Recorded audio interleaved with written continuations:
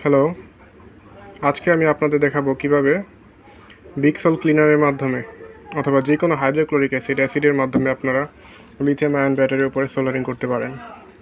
সাধারণত lithium ion ব্যাটারির উপরে সোল্ডারিং করাটা খুবই কঠিন হয়, সোল্ডারিংয়ে রাং লাগতে চায় না।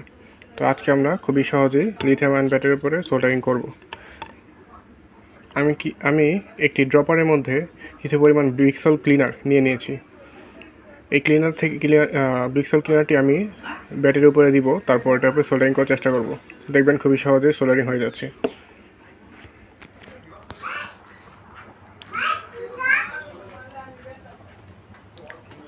খুব সামান্য পরিমাণে অ্যাসিডটি দিয়ে দিতে হবে, বেশি পরিমাণ দিলে ব্যাটারির জন্য ক্ষতি হবে।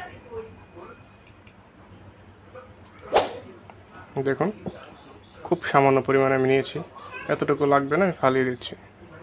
খুব সামান্য পরিমাণ নেওয়ার পরে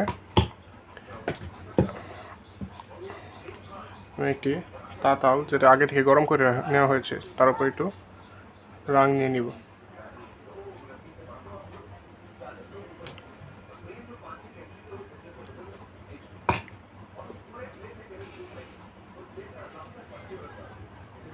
দেখবেন খুব সহজেই রাং ধরে যাচ্ছে, একেবারে লাগানোর সাথে সাথেই রাংটি লেগে যাচ্ছে।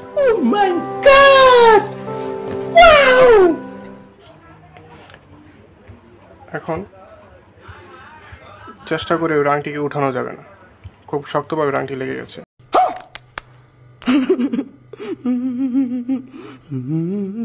তবে এভাবে আপনারা চাইলে ব্যাটারির উপরে সোল্ডারিং করতে পারেন।